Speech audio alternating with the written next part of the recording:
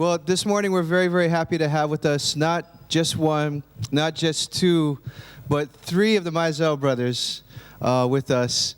And in celebration of that fact, we decided to double up our team as well.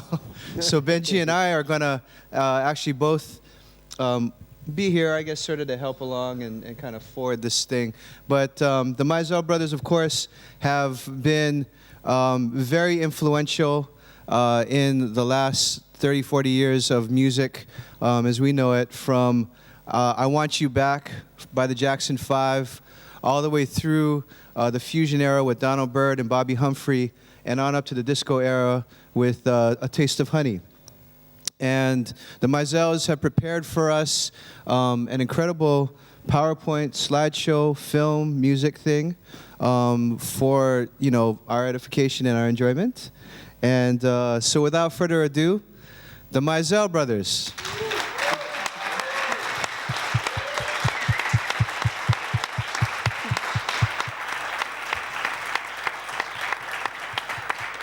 Shall we should introduce each of you individually first, yeah? Okay, I'm Larry. This is my brother Fonce. This is my other brother Rod. This is my lovely wife Yvonne. With the camera.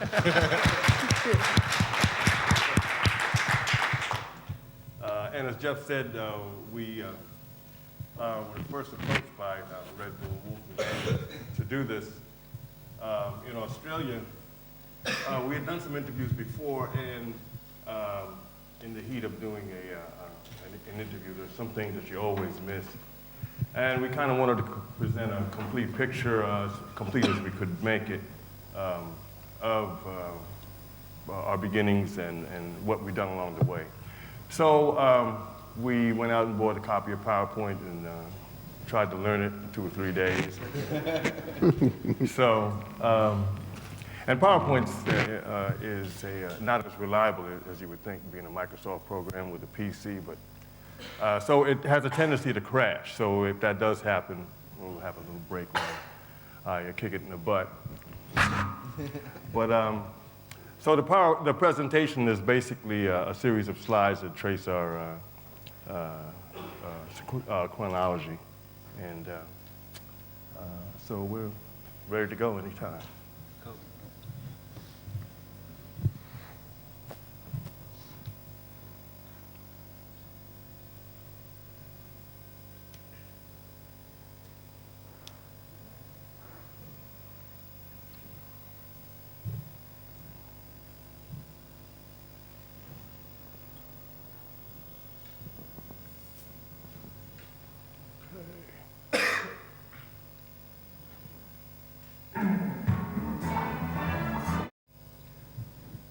Mom and Dad there, Al and Ruby, who we named our publishing company after Al Ruby Music. And the next slide is a video taken many years ago on an old Sony 3/4-inch U-matic machine, 3/4-inch tape, of Mom had just written some lyrics, and she was showing it to Pop, and she sang it. She sang it down, and just a moment of creativity, you know. This is just a couple of verses of something I did tonight. Give me a word, give me a sign, do some charades to let me know you're mine. I've waited so long, can't get along without you. Like it?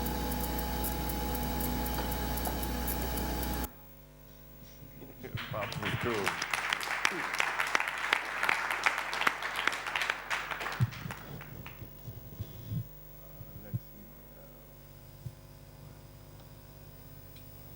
Just a little history of some of the family members over the years. Jane Boleyn Mizell, first Black U.S. judge. Ralph Mizell, who was appointed to a department head by Franklin Delano Roosevelt. This is an uncle of ours a great uncle, actually. He goes way back to the 40s, by the name of Andy Rizzoff, and he was Fats Waller's writing partner. And Fats Waller, as you may know, wrote a lot of hits. There was a Broadway musical about one of the most famous songs being Ain't Misbehavin'. And so our great uncle wrote a lot of the lyrics for Fats and with other people, for Glenn Miller and some of the swing bands out of the 40s. So this next slide is Fats Waller performing in 1941 the song that he and my great uncle wrote, Ain't Misbehavin'.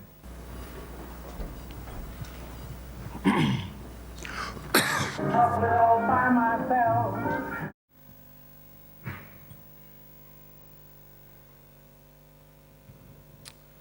That's Rod, Fonce and I on the end, and second from the left is Don Mizell, who won a Grammy last year for as co-producer on the Ray Charles Genius Loves Company, and we're just out in the woods hiking in California.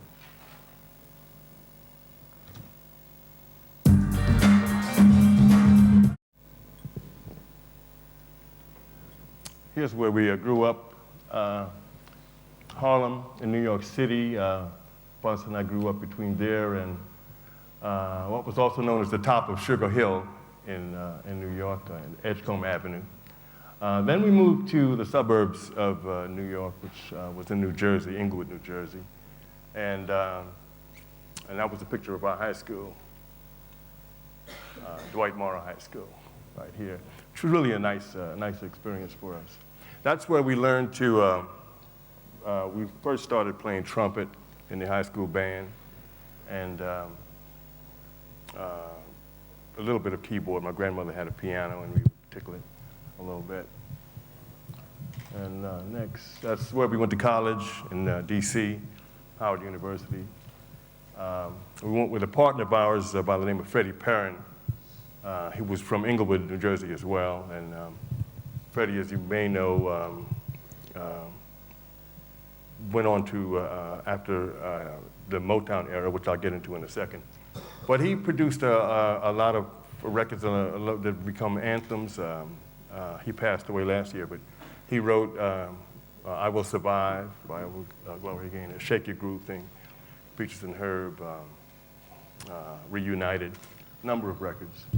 Actually, we should tell them what the significance of Howard University is, because most of the folks here are not from the U.S.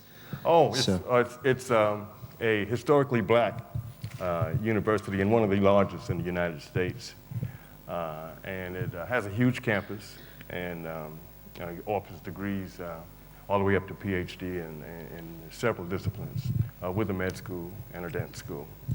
And it always had the reputation of being the sort of cultural center and intellectual center for the black communities all across the country. Yeah. It's one of the oldest historically black colleges, and was kind of a mecca. A lot of students, black students, came there and were able to interact and grow up in an interactive culture they wouldn't if you stayed at home in your own city. It was really a mecca for that. And you were there during a period when there was a lot of activism beginning to happen at the campus. So who were some of the folks that were coming through the campus at that time? Stokely Carmichael, who headed up SNCC, the Student Nonviolent Coordination Committee that was doing voter registration in the South at the time. His partner, H. Rap Brown was in school there. The mayor who later kind of self-destructed, Marion Barry, was a student there at the time, and there was a lot of activism. There were students who would leave in the middle of the semester and pursue voter registration in the South. But all in all, it was a good experience. This next slide shows the beginnings of our singing seriously. We would perform in many Howard University talent shows, and we were lucky enough to win some first places. So it shows us on stage, and there's actually you'll hear us singing. It's kind of a jazzy four freshmen type thing. A lot of people thought it was corny, but we won the first prize. And Donny Hathaway was up. Interesting story, we put together what we called the record company. We paid for it, went to the studio, found some students at another college called Morgan State, named them the Moments, and took them into a studio and hired some strings from the Air Force, $25 a whop, and put together this record. And we didn't know what to do after that, so we had an apartment full of records, and we couldn't give them away. We passed them on to the DJs. And kind of forgot about it, and then the record surfaced a few years ago on eBay, and it was sold for almost 5,000. There are not too many copies of it around now, so needless to say, we went to our basement looking for to find still a fruitless search. But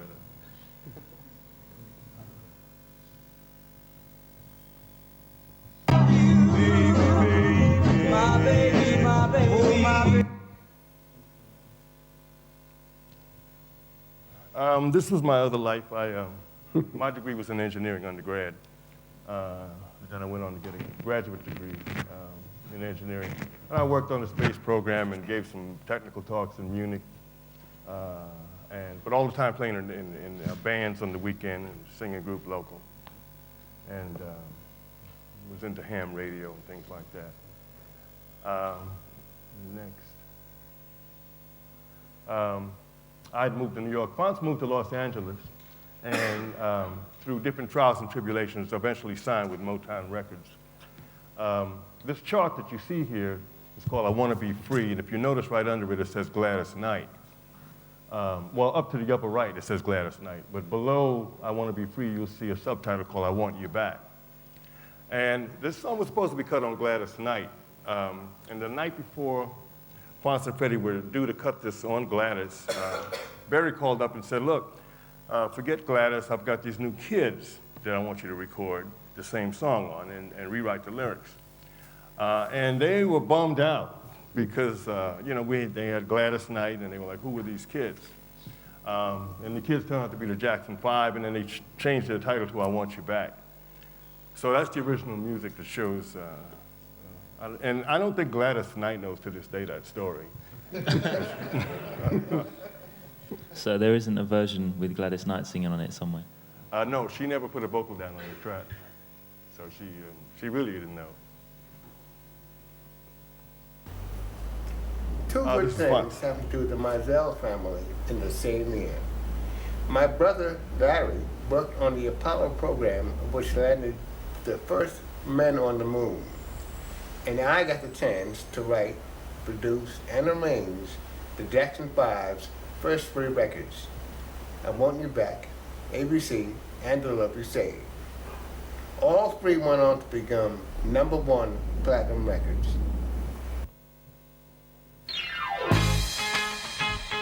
The next slide shows Fonce and Freddie and the rest of the corporation, Deke Richards and Barry Gordy receiving an ASCAP award.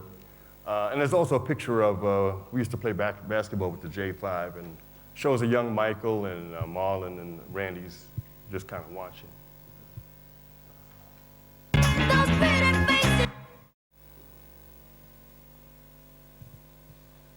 This is a video of, after I came out to LA, Fonce and I had a house up in the Hollywood Hills, and he had a studio, and we would create our tracks by the two of us would just jam. We'd switch off. We had bass, drums, piano, guitar, and everything, and we would just switch off and come up with stuff that we liked. We recorded everything. And this is a video that was shot of us jamming. It's not good quality, but it's, I think, the only video of us ever just kind of working out by ourselves in preparation.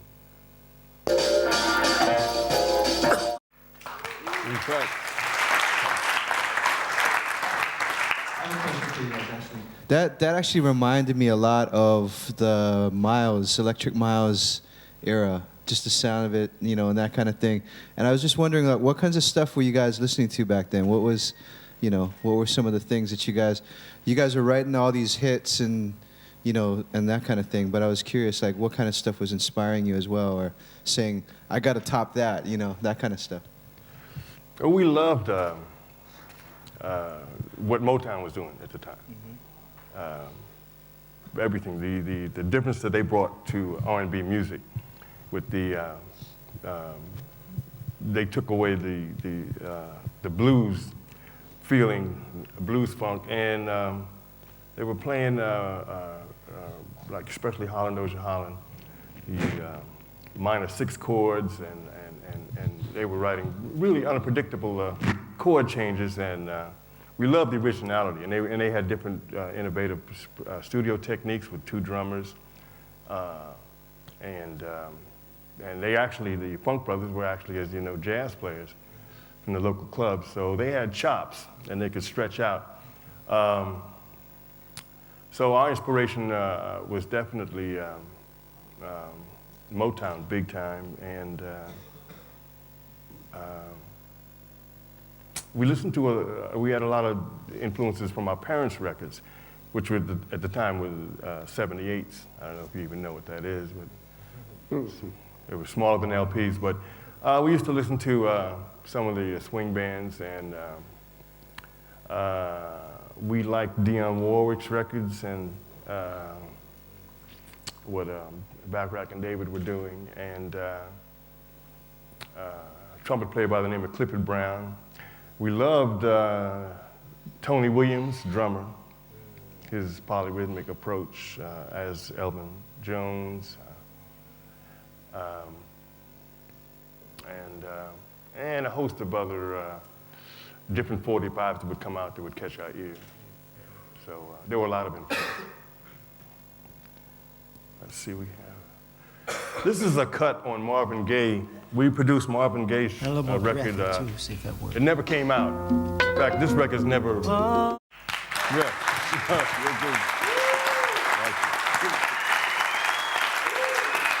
We'll get it released. We gotta get it released.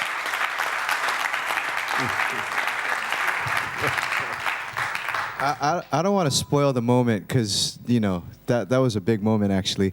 But you said that you guys had recorded with Marvin Gaye, and this was going to be an album that was a follow-up to What's Going On? That's correct. A whole album's worth of material that you guys recorded, or? No, we cut 3 cuts. It was 3, right? Yeah, 3.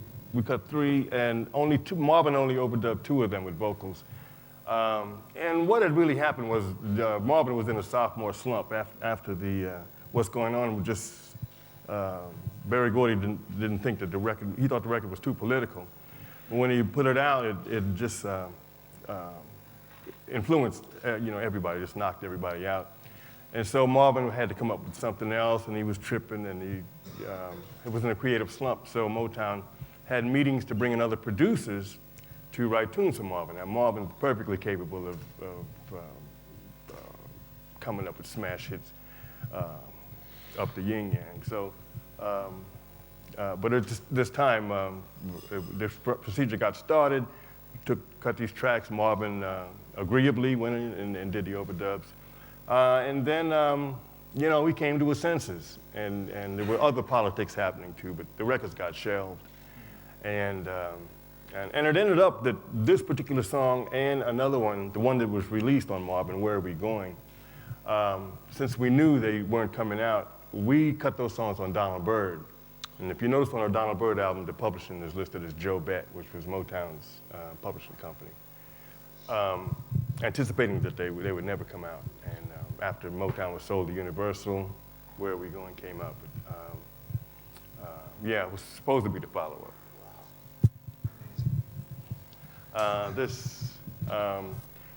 After working at Motown, we moved forward to start our own production company, Sky High Productions, in the early years. This was the first song. Thanks.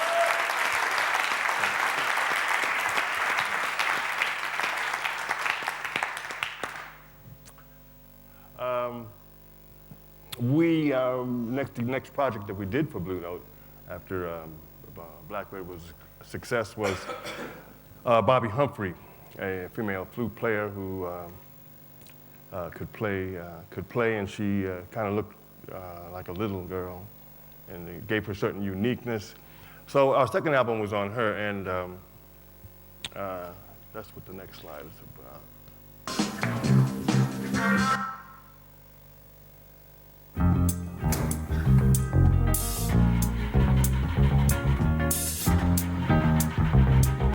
Wanted to point out to the right there is Chuck Davis, who was one of our staff engineers and producers and writers. He was also an electronics nut.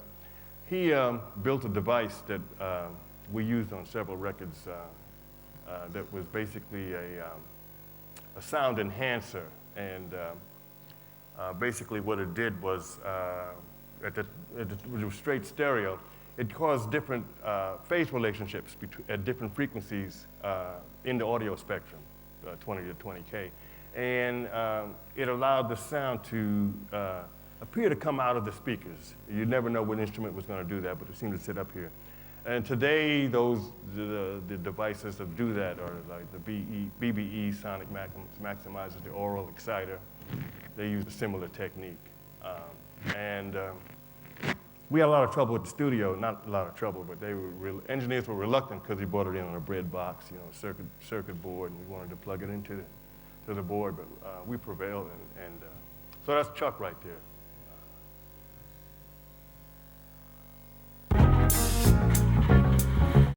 Just wanted to say that Street Lady was might not be too evident for those of you who looked at the songs on the album, but it was a concept album dealing with women, and all the titles reflected that, different lifestyles. Woman of the World, which Marvin had cut, is on there. Lanzana's Priestess, who was a priestess of a tribe that Lanzana was a member of. Street Lady, of course, Witch Hunt, Miss Kane, and that was a little known fact about that.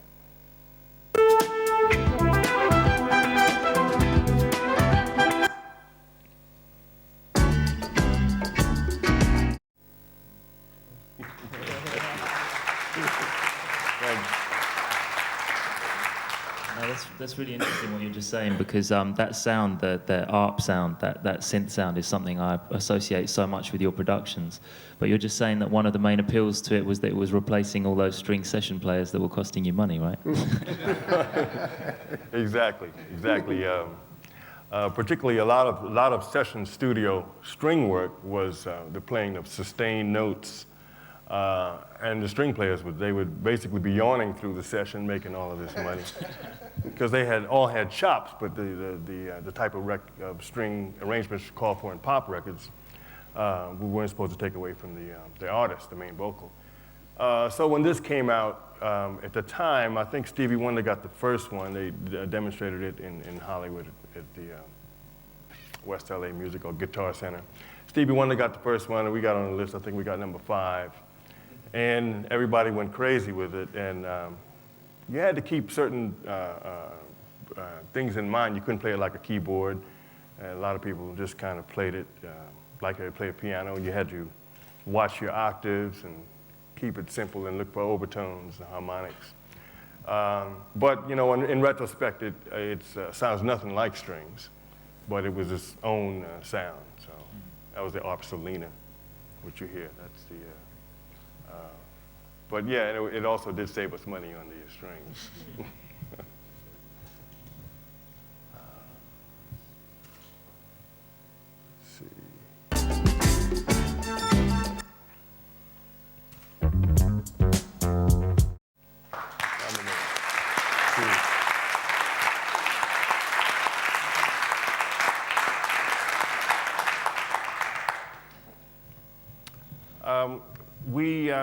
One of our next projects, a new artist, was an organ player by the name of Johnny Hammond that we had heard earlier that year with an album he had out with the CTI label, Creed Taylor Records.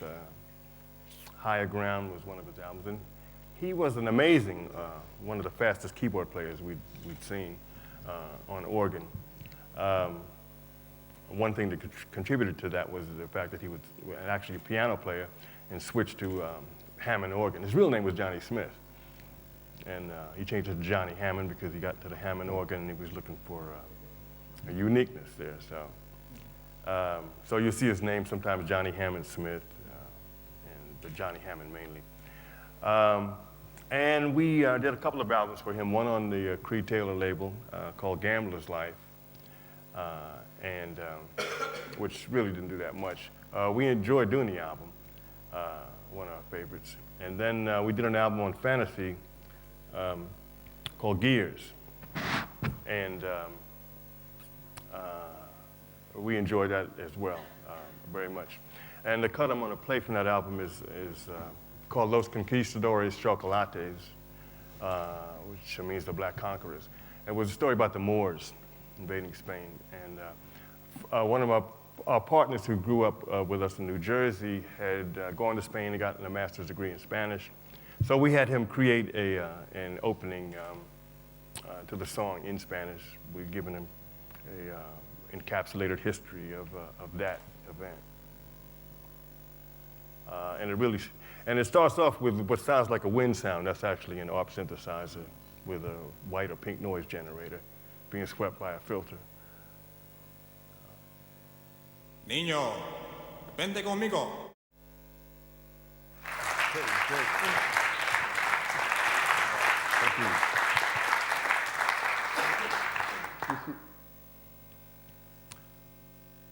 This next slide, I believe, was our first excursion into gospel with the Rance Allen group. And we were looking to do something different again.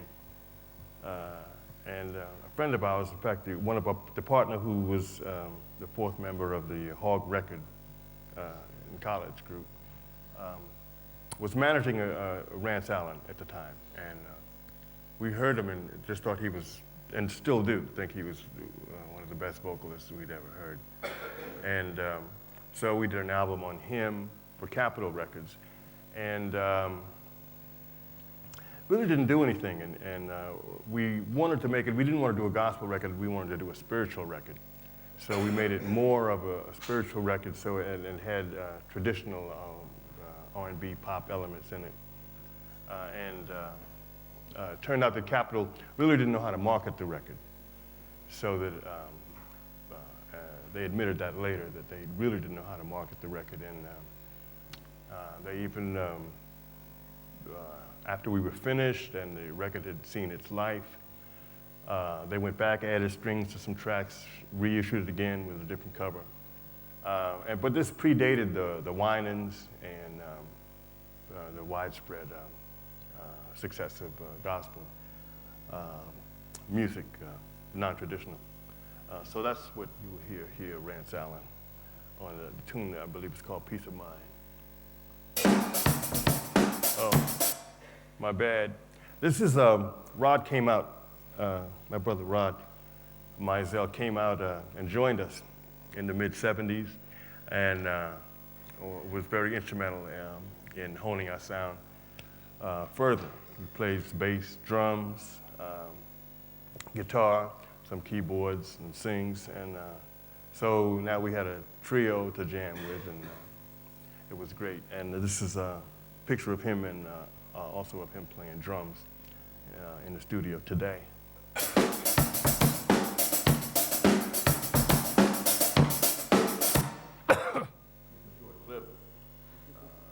The people that he was working with, LTD, Mary Wells, Roger Glenn, Rance Allen, he played on Mary Wells and Bobby Humphrey. Next. Okay, this is Rance Allen here.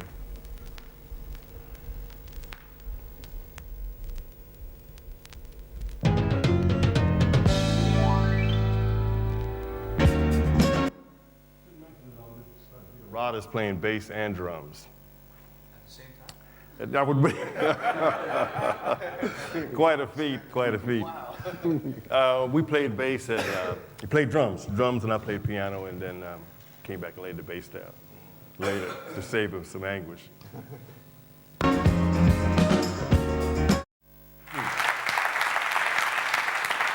enjoyed that.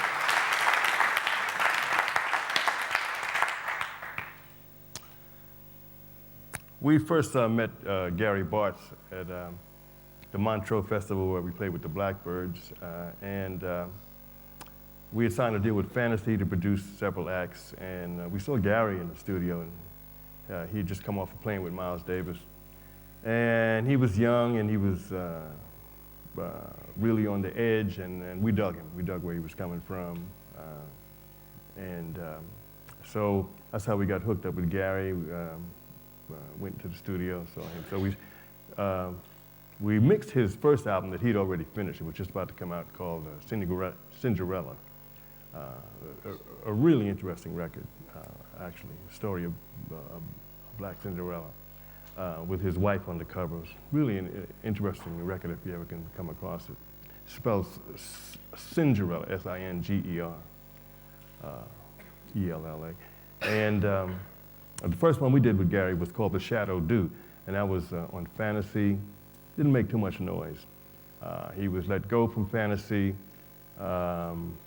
We talked to Capitol about signing Gary, and got him a deal there. And that's when we did this album, Music is My Sanctuary.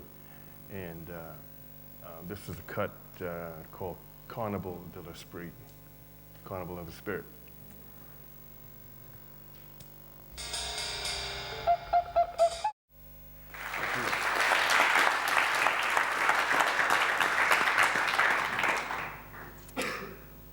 One of our projects at the same time was a deal with A&M Records with a group called LTD.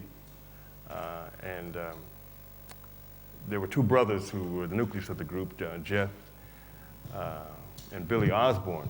And Jeff played drums. Both of them played drums, but Jeff was the drummer. And Billy was the lead singer, and very talented R&B horn band. And it was really different for us because we were working with 9 or 10 different personalities in the studio for the first time, where normally we control the vibe because we hired the cats we wanted to use and laid out everything for them, and then overdubbed the artists later. So we had this band who already had coalesced and had their own creative unity and their own ideas as well. So it was, A&M actually they told us that the group was basically 6 figures in the hole, and they were about to get released, and if we wanted to try something on them, the door was open. And I don't think they really asked LTD. If they were fine with it, they more or less said this is how it's going to be. So they were somewhat reluctant, and so we got with them, and it was I'm not going to say trying experience, but it was one of the more different effort-wise records we'd done. We had to use a lot of diplomacy. But we got they got back on the positive side, cash flow. A&M was happy, and we got a decent single out of it, which is this right here.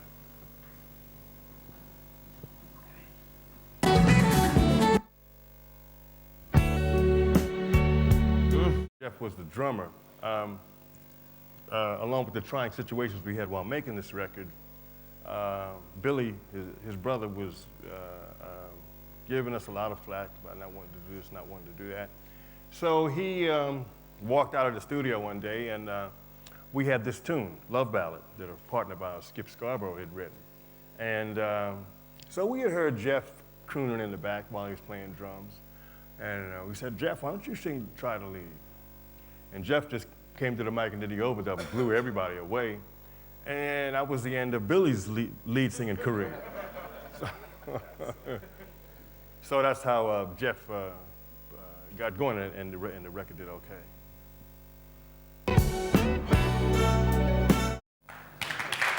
Thank you.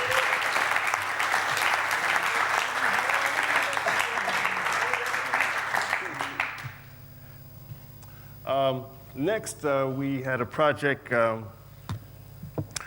A friend of ours who went to Howard University with us had seen this group at a party that consisted of 2 ladies out front playing bass and guitar. And he was saying, man, you got to see this group. They got a thing and something different. So finally we went to see them. They were playing at a local club across from A&M Records. And we said, yeah, there might be something there. So we hired a video crew to come in and shoot a video of them and went to shop them at the different record labels in Hollywood. And nobody would bite. They couldn't see the vision we had that there was some commercial value here, pop-wise. So finally, one of our other schoolmates was A&R director of R&B at Capitol, and we talked him into it. And he was reluctant, and he gave us a development budget. And we said, okay, that's cool. So we'll see. So the group, of course, was Taste of Honey, and they were kind of one-hit wonders, but they had it was unique to see two ladies playing rhythm instruments like that, and they looked good, which helped. And so here's them performing live, performing Boogie live, actually today, I think a few years ago. This was taped. I think the first slide is just a picture of them, but let's see. Yeah. That's them. To the left is Janice, the bass player. To the right is Hazel. Janice Johnson and Hazel Payne, she plays guitar. And there are two gentlemen there, the drummer and keyboard player, Don and Perry. And through the politics of the record business, they kind of got X'd out of the PR, and people started thinking of them as just two ladies, when actually the keyboard player was very seminal in putting the group together. And so needless to say, they were disappointed, but everybody was making money from that record, those guys were.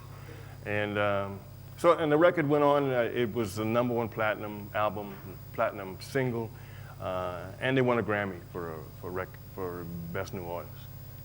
This is them performing live.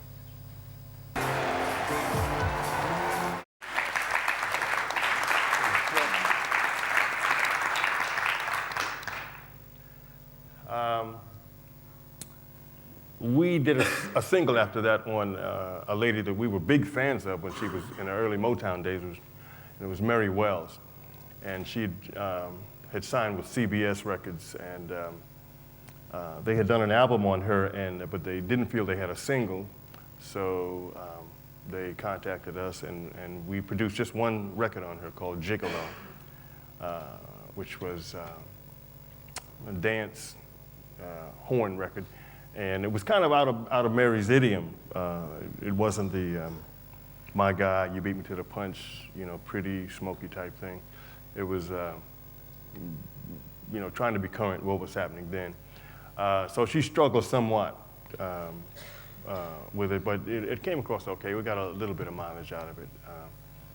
But on the rhythm track, Fonce played drums, Rod played bass, and I played piano. That was one of the few times we performed on our own production. And a neighbor of ours played guitar. And this is the cover and the record itself.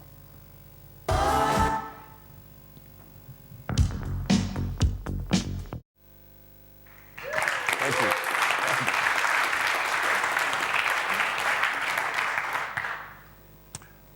We did several other projects, singles and maybe 2 cuts on an album.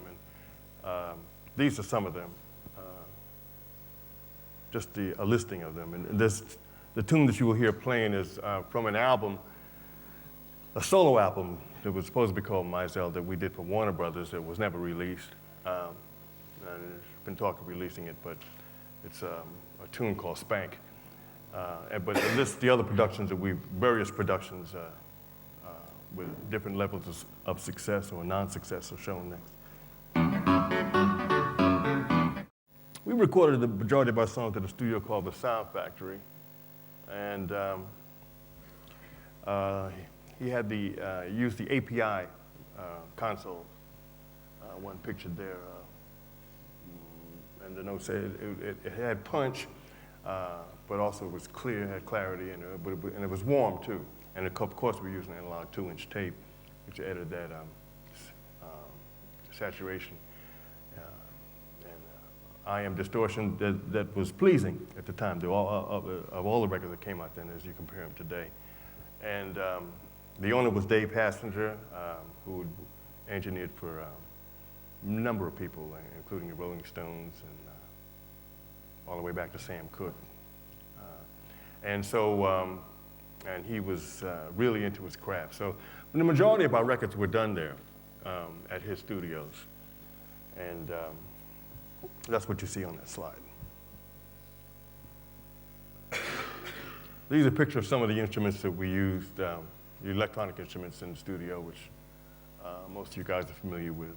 The Fender, the D6 Clav, the ARP Odyssey.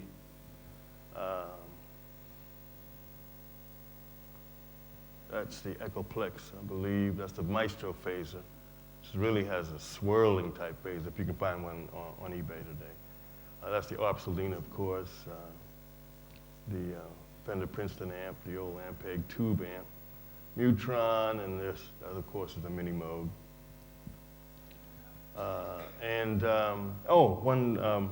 The letters down at the bottom, A, B, C, and D, connotate way we used to produce rhythm tracks.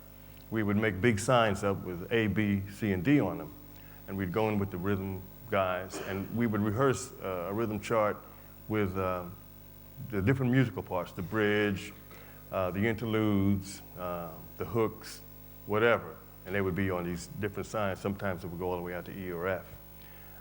And we didn't have set lengths for each section. That's why on some of our projects you'll see that the sections will change, not when you expect them to.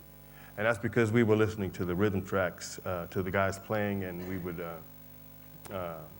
pull up a certain sign, and they never knew what was coming. We rehearsed the different sections before we started recording, and we made sure they had that down. And most of them were good at taking chances of being able to, on the fills, being able to change and do something hip to signify the fill. So we'd be holding up different signs. As we felt them grooving and peaking, we'd say, yeah, well, let's go back to C. Whip that out. 4 bars later, they'd hit the downbeat. So that's what those 4 signs were. Okay, this is kind of to show how our players interacted with each other. We used typically we used 2 guitar players, a bass, Fonce and I played keyboards, a drummer, acoustic piano, and a percussion player. And so I have the multi-track in Pro Tools format of a tool called Think Twice.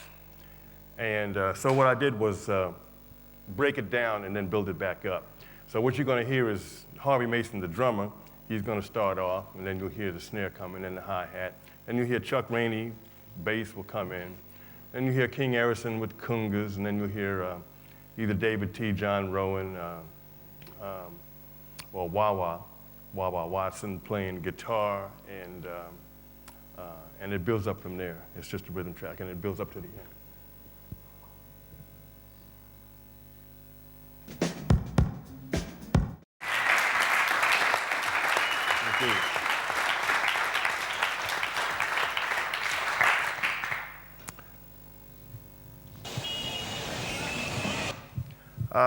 This next slide, we're getting near the end right now. The next slide talks about how technology changed the game for our records as well as for music creation, period.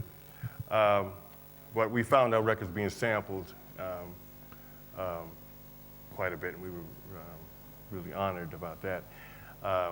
And we got some of the early samplers, but when EMU and Akai came on board with their samplers, and you could do all kinds of tricks with the sound that wasn't possible before. So the sample I'm showing here is, we've had a lot of samples of our catalog, but this one I thought would be of interest because it's a French group called Kids, and they sample the Wind Parade and they're rapping in French.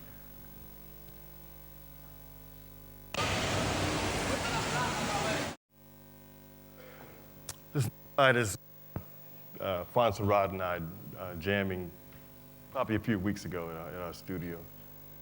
Just a short little tidbit. Let's see.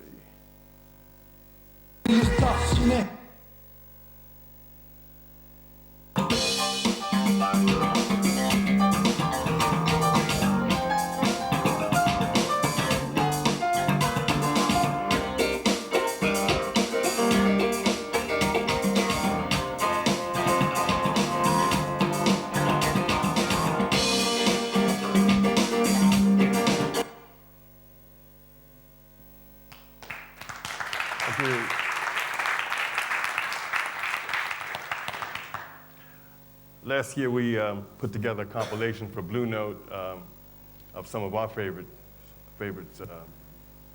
tunes that we did for Blue Note. And we remixed some of them and put a couple of tracks that hadn't been released and overdubbed some of those and put them out. And that's this new next slide here. And that's Wind Parade.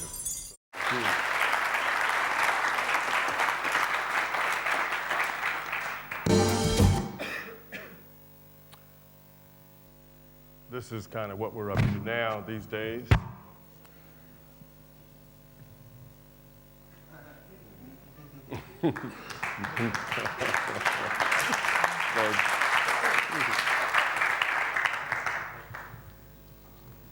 And this is the last slide, believe it.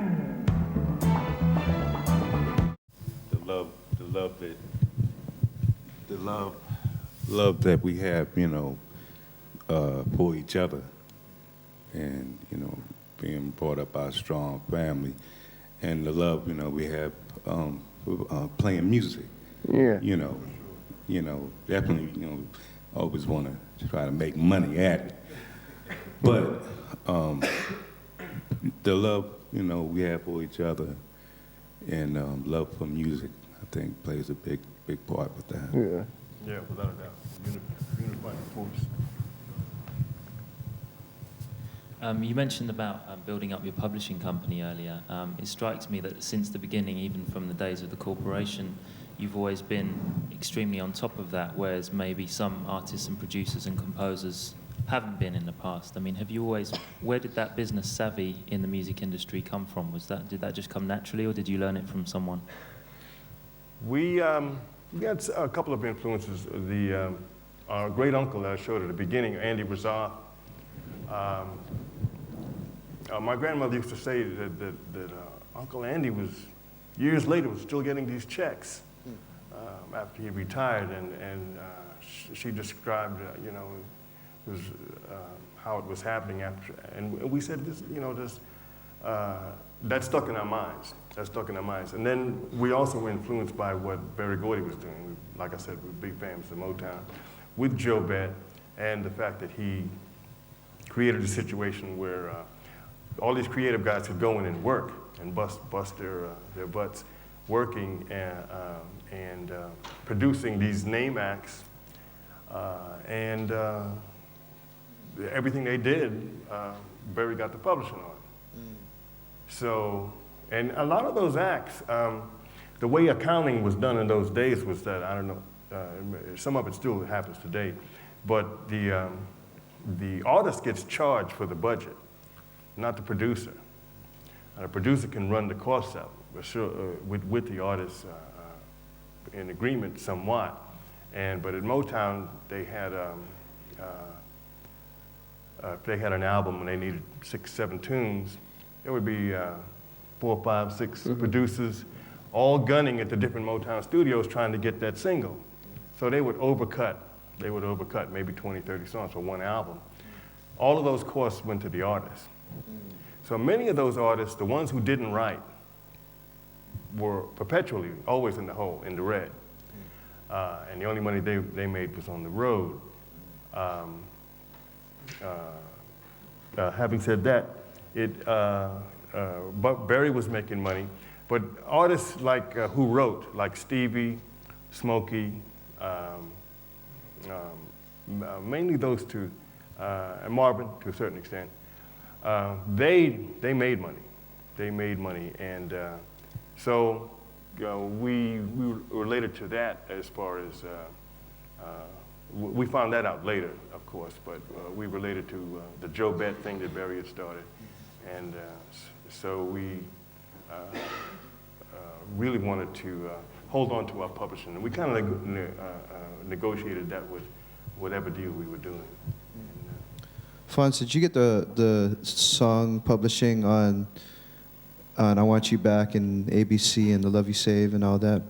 No, You didn't?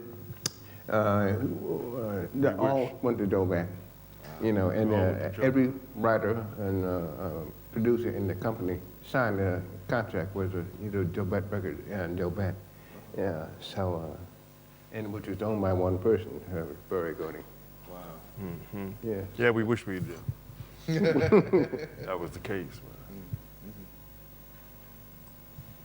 One thing that wasn't clear and that I didn't get is how did you end up incorporating the corporation? You know, how did that come about, the corporation? Because it's, you know, not every day that you find yourself in-house at Motown, you know, writing for the likes of the Jacksons and Marvin and so on. How did you find yourself in that position originally? That was the Fonce thing. Yeah, well, I came out here. I was the first one of us to come out here.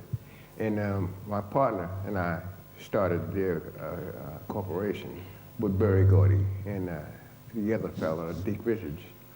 And you know, we did that until Larry came out in '71. And then I just stopped, you know, I just stopped writing for Motown, you know, and we, I think the first project we had was Blackbird. Blackbird, yeah. You know, and that was, that wanted to be Blue Note's biggest album, Yeah. you know, so, yeah. And am I right in thinking that up until that point, you know, the idea of mixing elements of, often up until that point it was either jazz or it was R&B. Exactly. And mixing those two elements, even though it sounds normal now, at that point was a bit... It was a no-no. It was a no-no for sure. Even when we were growing up, it was kind of an unspoken thing. You either played R&B or pop or you played jazz. And there was a certain snobbery associated with playing jazz, whether you could really play it or not. So you kind of, like you said, you either played one or the other. And it extended to, of course, when we first did our first records, the jazz purists hated it. They hated it. And Is that like the early Bird stuff? early Bird stuff. And Blue Note was kind of, from the time we cut 2 or 3 tracks first, and then about 6 months later, during that 6 months, Blue Note was debating, do we really want to go in this direction? They were historically a class act, straight ahead jazz label. And finally, Bird prevailed, you know, I want to go in this direction. And we did it, and much to the critics' dismay. But it got a Grammy nomination. It was the biggest selling records in Blue Note history, and kind of kicked in a new type of instrumental music. And that's really what we were doing. We never called it jazz. To us, it was instrumental funk with solos and vocals on it. And, you know, but other people put labels on it and then put a straitjacket on it. But we didn't even care about that. We would just jump in categories. I mean, the groove and rhythm section is such an important part of that sound. I was interested to know how you construct tracks, where it would start from. Was it the rhythm that would be the building block, and then you build up from there, or what's your entry point? Melody, groove, or? I think it started from the tracks. You know, really from Larry and myself jamming at home. We put, you know, we take that to the studio and play it for the players and say, we want something like this. And then they would, you know, follow that, you know, and then, you know, I think, you know, that's the way it was, you know. Rhythm tracks. Rhythm, would start yeah, there. rhythm track. A lot of times we'd cut rhythm tracks with no idea what was going to go on top. Yeah. And depending on how it came out, then we would go from there. Uh-huh. How important was the bass line in what you guys were trying to construct? Because you hear like shifting gears Yeah. or falling like dominoes, and it seems like it's all about the bass line in a lot of ways, which is, I guess, also what separates it from being just straight jazz, you know, Yeah. as far as the limited category of jazz. Right. The bass line was very important, you know. That and the drum groove. Right. Yeah, so, And we had those instruments, and we were, like I was saying earlier, yeah. fiends about drum sounds, drum grooves, and bass lines, and how to approach it. Our work was made a lot easier because of great musicians. Chuck Rainey, who was an extension of the style of James Jamerson of the Funk Brothers, and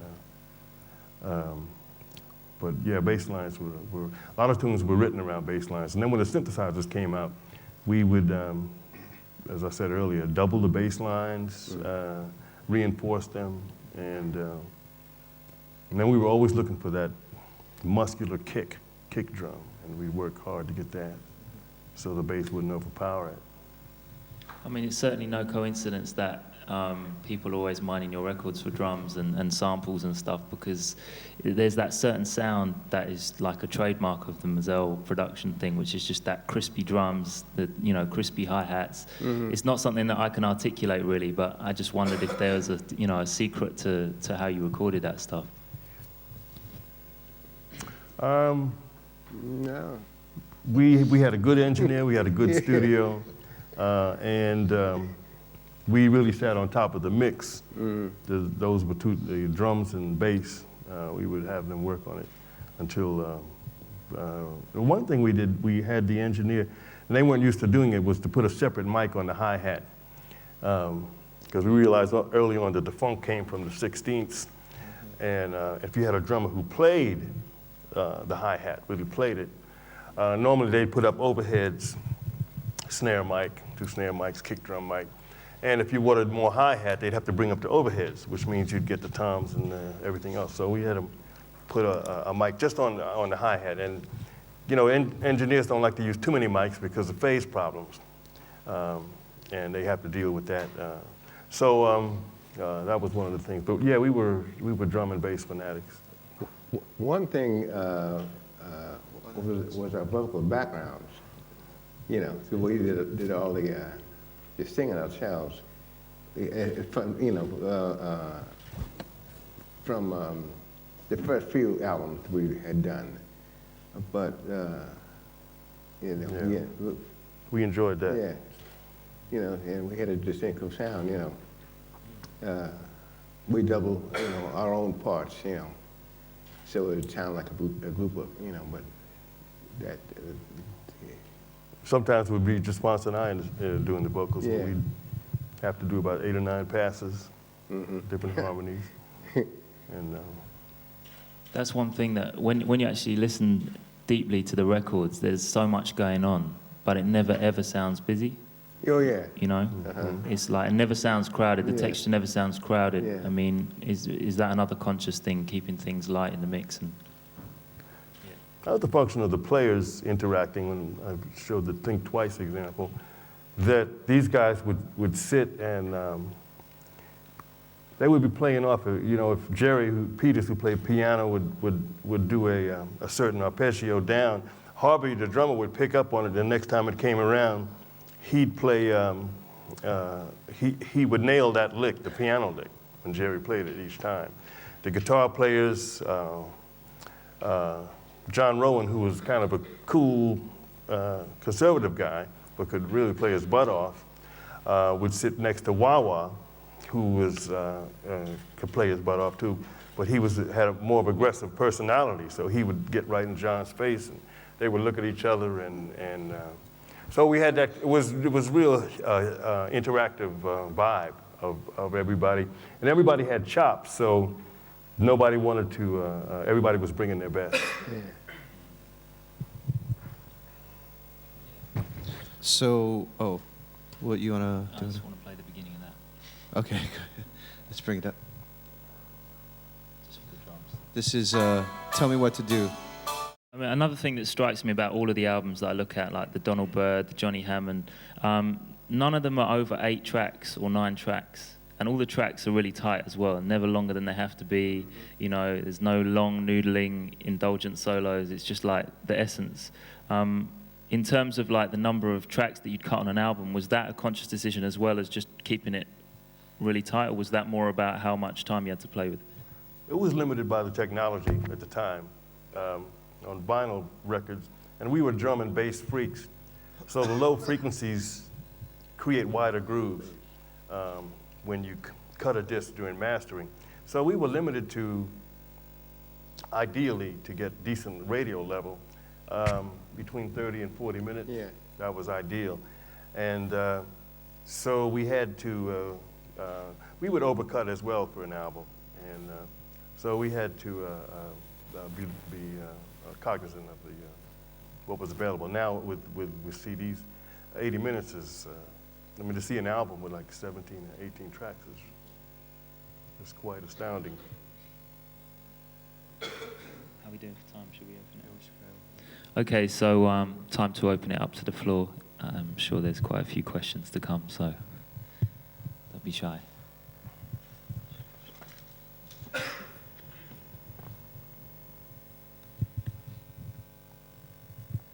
Thank you. Yeah, just had 2 questions really. Seeing you've got like an array of hits, I was wondering whether you could let us know any tips on making sure you don't get thrown in a one-hit wonder bin. And yeah, how do you choose out of your long array of tracks what actually goes onto an album and what gets thrown away, really? Mm-hmm. Would you repeat the first question? Okay, the first question was really any tips on, well, how you feel about one-hit wonders, really, and if you've got any tips on how to not become a one-hit wonder, or if it's bad to be a one-hit wonder, or if it's good. Yeah, we're not too big fans of one-hit wonders, and as far as tips and longevity is the name of the game in the music business. But what it comes down to, in our experience, has been the songs, the songs themselves, and you'll see songs lasting way after the artist has faded away, and when you think of a certain artist, you usually think in terms of the song. If you name a certain, oh, I like him, and then the first thing that comes to mind is the tune you associate with that artist. And only a few artists have surpassed that level where just their touch makes a song a classic. And people like Ella Fitzgerald or Sinatra, and it's just their thing. They've just risen above with Streisand. But it's the songs there for us that make sure your writing is speaking on certain levels. Then the arrangement, how it's presented, but without a doubt, it's the songs. And when it comes to picking what you actually put on the album? Just a creative choice. Just we're feeling one, we're not feeling another. And that was the main thing. So a lot of times we wanted to put songs on an album that we just didn't have room for. And so that came into play as well. Are there any tracks that didn't make it to the album that you look back now and you say, wow, we really should have put that out? That would have been the one. You guys, are there any tracks that you think of on any of the records that stand out that way? It was one tune that we went back in and changed the whole groove of the song. The name of it was Mrs. Kane. Oh, right, we did different versions of that. Yeah, right. The thing about it was we just recently did that Mizell album for Blue Note, and they sent us the whole catalog of tunes we had written, and we really didn't remember the tunes that we didn't use. We really had no idea of them. We would have to go back through them because we cut so much. So we kind of just moved on after that. You know, there's about most of this room would kill to be able to hear those tracks that you guys just forgot. Yeah. So- Other questions out there? Yes, I had a question for Fonce with the Jackson 5. The love you save. Someone told me that song was, the lyrics at least were about traffic safety. Is that true? About what? The lyrics were about traffic safety. No. That was the metaphor, though. Yeah. That was the metaphor. The life you saved may be on. Yeah. Not stop. Yeah. Stop signs and Yeah. it was the metaphor for. That's where we got the idea from.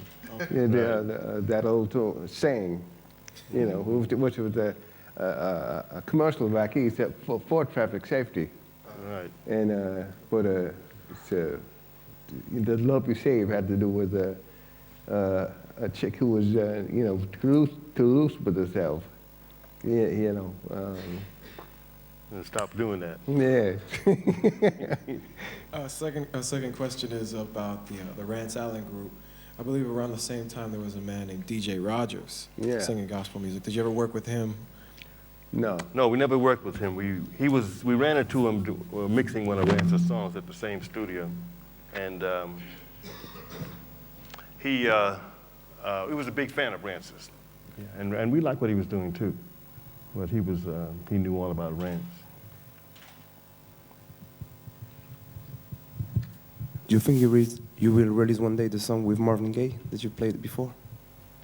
Do you think you will release one day the songs you played with Marvin Gaye? Hope so. We've talked with Universal about it. The tune that was released was called "Where Are We Going?" And strangely, they've released it 3 different times on 3 different Marvin compilations. Mm-hmm. And but still, the creative is not releasing "Woman of the World." It could be that they feel that the track was never finished with sweetening, whatever. But we like just the rawness of the track anyway. So hopefully, they'll come to their senses. Yeah, that tune, we're thinking about putting it on our album. You know, we have another album to do, but Woman of the World, you know, different arrangement, and it's going to be slower. You know, we don't know how slow, but it's going to be slower groove. Yeah. On the Blue Note compilation that came out last year, there was a tune called NR Time, which I've listened to a lot, and I understand some elements were re-recorded. I know the incredible drum track was Harvey Mason. I'm just wondering if you could speak a little bit about that tune and how you went about putting that one together. And what does NR stand for? That was a track that Blue Note sent us for this album to remix, and we got the Pro Tools track, so we had all the tracks there. We basically stripped it down to just drums and rewrote a whole groove on top of it, and overdubbed the parts, brought people in, put vocals on, and reconstructed In Our Time from just a drum groove. And because what we heard on the multi-track,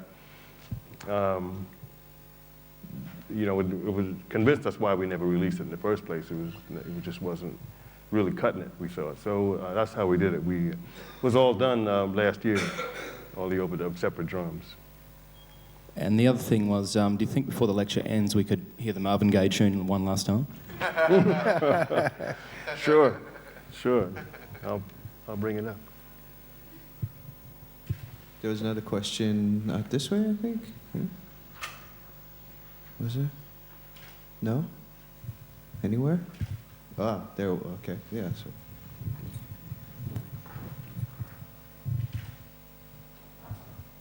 Hey, hi. I was just wondering, I noticed that your next collaboration is coming up with For Hero and Madlib. And I was just wondering, how did you get together with those guys, and what's it like working with sort of guys now? Whether you jam the same way as you did back then with those guys? We met Digo.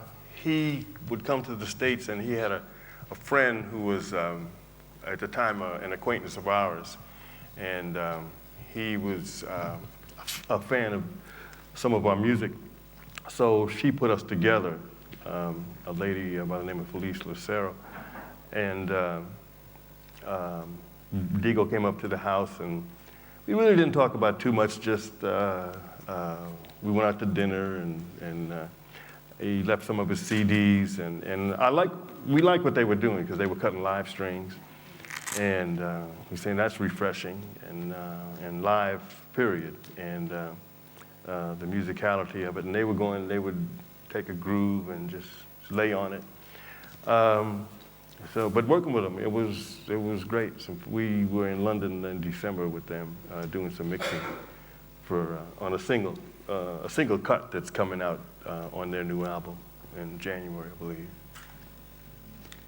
And with Madlib? And how did you get together with Madlib as well? Same way, actually. He had been sampling a lot of our music and had done a lot of work with Blue Note on remixing. And he'd remix some of our tunes, and Eli Wolf, A&R director at Blue Note Records in New York, connected us up also. And we kind of just hung out for a while. And we're actually still talking with Madlib about how we're going to do it, how we're going to do the record. And we want to do something really, really different. Just not a typical Madlib record or not a typical Mizell record. But so we're still talking. And we've both been traveling like crazy this past year. So, but I talked with him just before he left, so we're hopefully nailing down the parameters. Cool, I'll be looking forward to that. Thank you. We're actually trying to find the For Hero track here. Benji has it, and oh, that's right. We had it a minute ago, but when we find it, we'll drop it on all of you. Hello. First of all, thanks a lot for everything that you've been done, for all the tracks, songs, and lyrics and whatever. And I also would like to know. I know that Carl Craig and his Detroit experiment. He's taken a very special part out of Think Twice. So, and I'm also wondering, how is it? Did he call you just to ask if it's possible to take a part from the song? And what's the financial part of such kind of remakes? If I'm an artist and I want to use one of the best part from your song, for example, what is the financial part of it? And yeah, whatever. As far as Carl Craig, that's who you were talking about? Yes. No, we don't really know him. We know of him and through another friend back in Detroit, I believe, who knows him. But no, the procedure is basically to get a clearance from the publisher of the song and from the record company, because it's different if you're just going to cover the song, then you just need to contact the publisher. And if a song's been released already, you don't even need to do that. It's called a statutory copyright, where you just record the tune and the label pays the mechanical rights to the publisher, who pays the writer. But in the case of sampling a part of a record, you have to pay the publisher or make a deal with the publisher and also the record company, because they copyrighted the actual master recording, and they have certain rights to that. So it's that type of a procedure. It's usually good to have somebody who does that for you, who knows the ins and outs of it, because different publishers and record companies have different procedures, and they try and anticipate, well, is this going to be a big record, and other kinds of things to decide what the parameters of the deal would be. Thank you. Anybody want to hear the For Hero? track. Okay. Let's get this. You haven't heard it.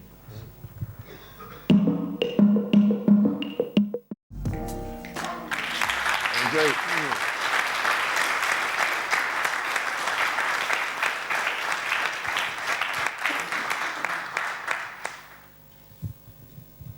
Any more questions? Yeah, I have a technical question. Obviously, coming from an era where synthesizers were really new, and you were like the kind of first ones to introduce it into pop music and stuff like this.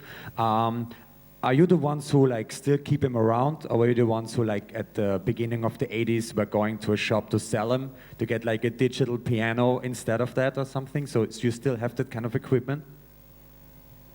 Some of it.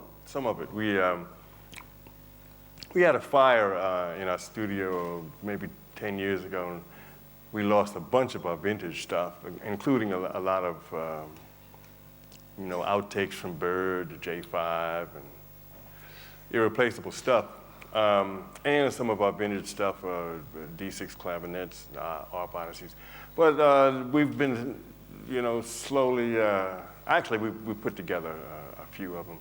And with the help of eBay, and been buying Fender Rhodes and Wurlitzers, and but we've been impressed with where some of the new software stuff is coming from. And it's not, you can tell the difference, but we do have some vintage stuff still around. So you're not entirely looking back at this time as being like, okay, this was the time of the really good sound. Now everything sounds really plastic. You're okay with the new technology, though. Of today's sound, I don't think it's as warm.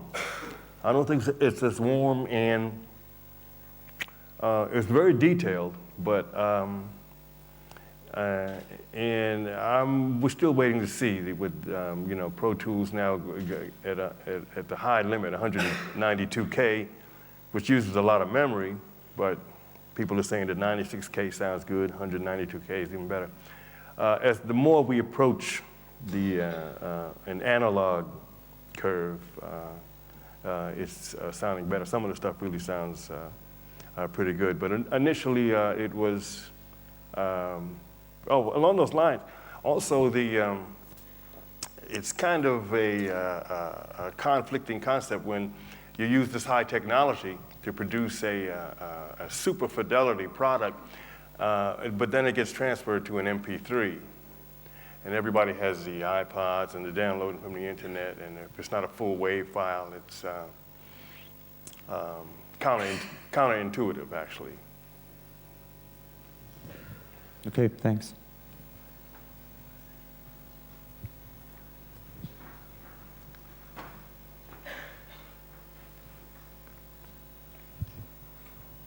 Hi. Yeah, you've been prolific as songwriters and musicians for other artists. Were you ever tempted to use that material for yourselves as artists? We did an album on ourselves. I played one cut from it. It was for Warner Brothers, and it's never been released.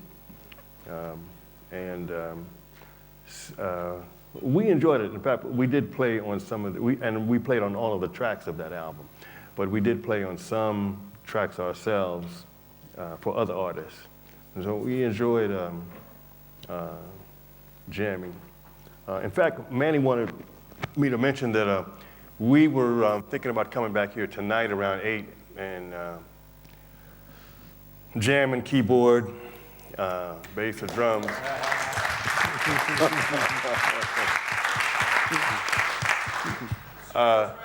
Yeah. Studio's ready. Let's get it on. Well, we need one or two guitar players and a percussionist, and whoever else wants to join in up there. So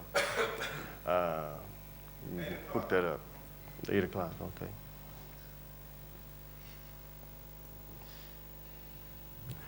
I can play the Marvin Gaye after the last questions. Oh, yeah, one more question. Yeah, hi. I was just wondering, you mentioned your man Chuck Davis, who built the DB sound enhancer for you, and also said you were fortunate that you guys had great engineers. I'm just sort of wondering, was there any blurred line when you guys stepped from producer into engineer mode? You wanted to move mics around, hit the faders, and also if any of your engineering background came into sort of tweaking the box and getting your own space age sound. One thing we didn't really blur the line, other than fader levels, you know, more snare, more kick, EQ it a bit.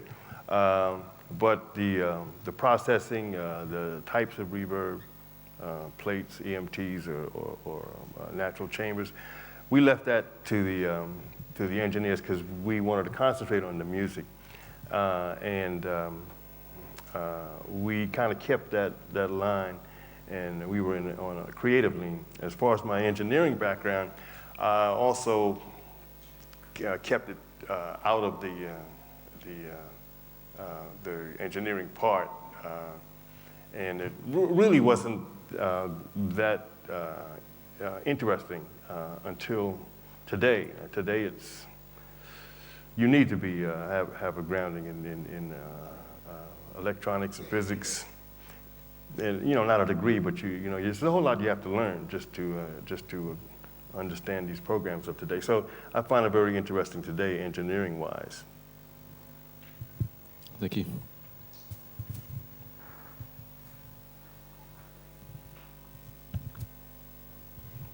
And the very last philosophical question. By listening to most of contemporary producers and albums, starting with rock and finishing with R&B, every time you listen to the new album, there is something that reminds you about the past in music. And I got a feeling that I haven't heard at least not a single album that was completely new, you know, and I got a really feeling that there is nothing new nowadays being composed or being created. So the question is, why after 20 years you're still sitting here and we are actually talking about discussing about the heritage that you've given to us, and not talking about the new producers. So is it that actually creative potential of contemporary musicians are so so bad, so low, that there's nothing actually completely new nowadays? Well, we have Scream this afternoon, though. But I'm sorry. No, there's a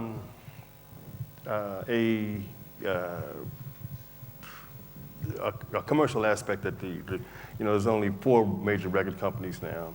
All of the independent labels that existed in the 60s and 70s, where they nurtured, artistic stretching out, is now it's bottom line. If you're not selling a certain amount, you get dropped, and a certain amount by a certain time. Then they don't just lay with an artist. So you have those factors, and so people are chasing hits and unwilling to step up, and you have more business-minded A&R people. And this is on the major record label, but where you guys are coming from is totally creative, because there's not a sense of commercialism. You're doing what we've seen here this week has been very inspiring, with the mixing and matching of musical styles, and just so we see the hope, and it's not and not only that, the major labels that are out here right now, that whole model is changing, because now we're going to internet distribution, and the labels are scrambling to figure out what their point of their existence. Now they're just becoming distributors, but they are not as relevant as they were. So, hopefully you guys will change that. One more question over here. when we heard the Think Twice with the different layers, and you talking about how you would cue different sections in the recording process, A, B, C, D, the change up from the alto solo by Gary Bartz in that tune to the change is, I think, possibly my favourite 8 bars in music. I was wondering if you could talk about the specific chord progression in that tune and perhaps even demonstrate it on the roads. Oh. That would be somewhat difficult. I'd have to look at the chart and got a lot of chords in my mind. But as far, which section are you talking about? When Gary comes in and yeah, the B section actually happens at the start of the song, but the kind of extended part in the end, which was kind of famously sampled by a Tribe Called Quest, but that's kind of where I discovered it, which led me to that. But I mean, maybe perhaps any other signature Mizell chord progression that you could lay on us. The chord. Well, it's been we had a lot of minor chord progressions that we favored, and so we throw different modulations in the minor keys to go to other minor keys, and it would vary. It would vary. Yeah. The Fender awaits. Yeah, right. The Fender Rhodes awaits. But you know, we can get into that tonight. Let's show up tonight. A good teaser. Okay, Marvin Gaye? Marvin Gaye?